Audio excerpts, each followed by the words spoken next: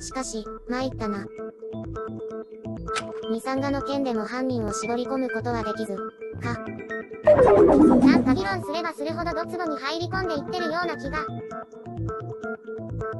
チョークすら用意せず、ミサンガも残さずに殺人を行うことができたやつなんて。本当にいるのか？不可能状況での殺人、ミステリーらしくはなってきたな。一見不可能に見える状況でも、ミステリーならば手品の種が存在するはずじゃ。事件の外見が機械に見えれば見えるほど、その本質は単純なものじゃよ。単純。そうね。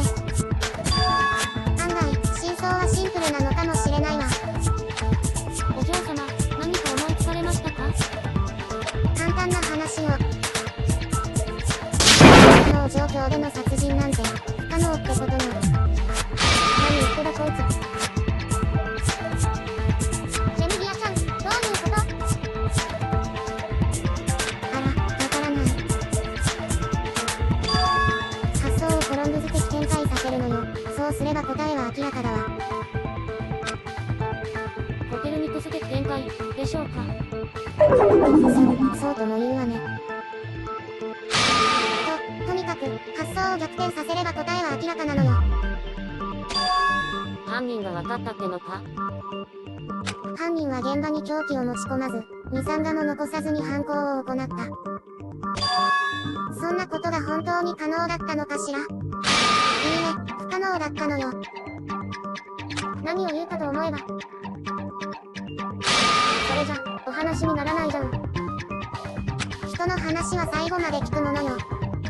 凶器も用意せず、ミサンガも残さず殺人なんてできたはずがない。なら、話は簡単じゃない。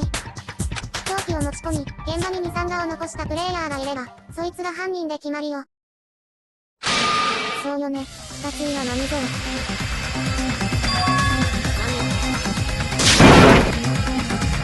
凶器も持たずに殺人に挑み、ミサンガを残さずに犯行を行った第三の殺人者。そんな奴は、存在しなかったのよ。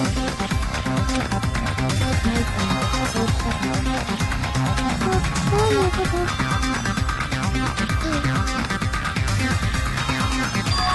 第三の殺人者の存在の裏付けとなっているのは、何道の証言と、ドアの札か。でも、何道の証言には裏付けとなる確たる証拠はないし。何道には札を偽装するチャンスはあった。そう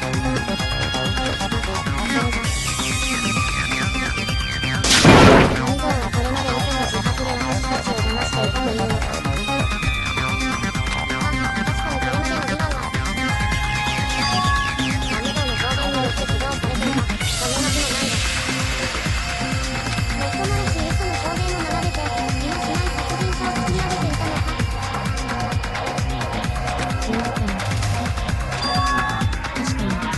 証言には裏付けになる証拠がない。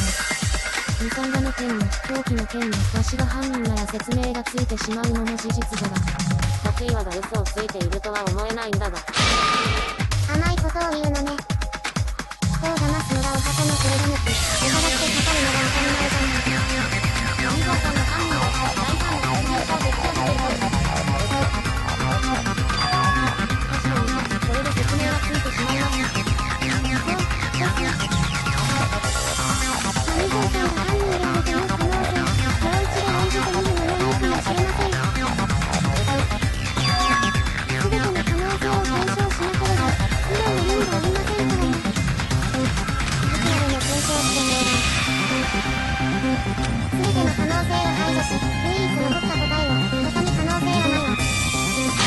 第三の殺人者などいなかった。これこそが事件の真相よ。事件の流れを一から振り返って何道の犯行の全てを明らかにしましょう。これでこの事件は解決よ。